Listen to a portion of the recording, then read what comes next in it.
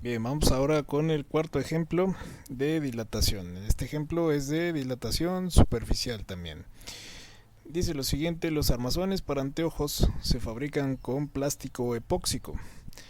A temperatura ambiente, vamos a suponer 20 grados centígrados, los armazones tienen hoyos para lentes circulares de 2.2 centímetros de radio. ¿A qué temperatura deben calentarse los armazones para insertar lentes de 2.21 centímetros de radio? Suponga que el coeficiente de expansión del material epóxico es de alfa igual a 1.3 por 10 a la menos 4, 1 sobre grado centígrado. Bien, vamos con los datos del problema. Tenemos que el radio inicial es de 2.2, ¿sí?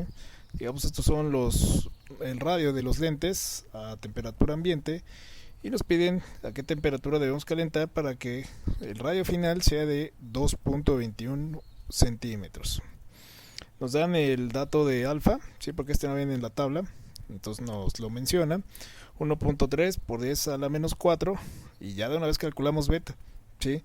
Beta es 2 veces alfa, multiplicamos este 1.3 por 2 y simplemente ponemos el exponente, ¿sí? Por 10 a la menos 4.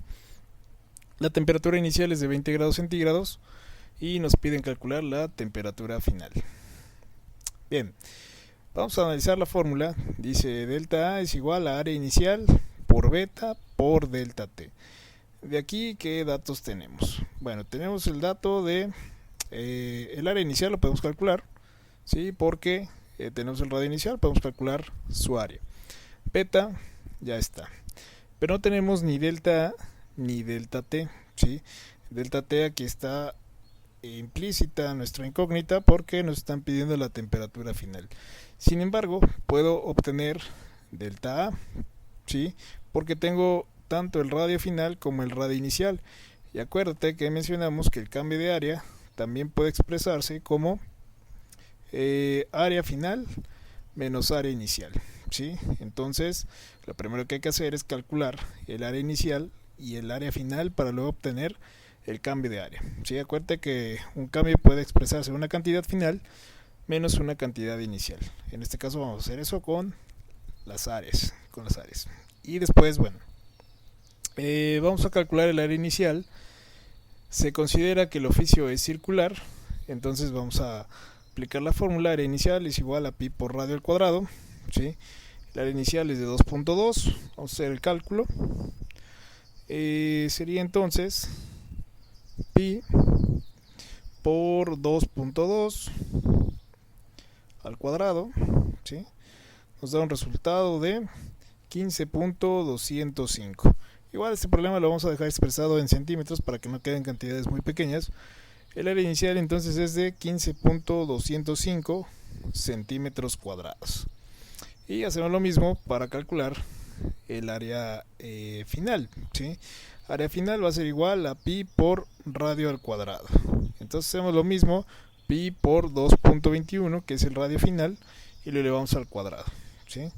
Entonces aquí simplemente vamos a poner 1, ¿sí? 2.21 al cuadrado, ahí está, y nos da un resultado de 15.343. El área final entonces es de 15.343 centímetros cuadrados. Ahora calculamos delta A como la diferencia de áreas, ¿sí? Área final menos área inicial. Y simplemente restamos 15.343 menos 15.205, ¿sí? 15.343 menos 15.205, y nos da un resultado de 0.138, ¿sí? Ese es el cambio de área, 0.138. Vamos a poner estos tres datos en la tabla de datos para que continuemos con el problema. Ahí está, área inicial, área final y el cambio de área. Bien, vamos ahora a resolver la incógnita, que en este caso es la temperatura final. Primero lo que debemos obtener es el delta T, ¿sí? Igual tenemos que hacer un despeje, ¿sí? Vamos a sacar la pluma, color amarillo, ¿sí? En este caso estos dos estorban porque están multiplicando a delta t. Los dos multiplican, pues los dos pasan a dividir al cambio de área. Y entonces nos queda nuestra fórmula como delta t es igual a cambio de área dividido entre estos dos. Porque estos dos multiplican, pues los dos pasan a dividir al cambio de área, ¿sí? Este va a ser nuestro despeje.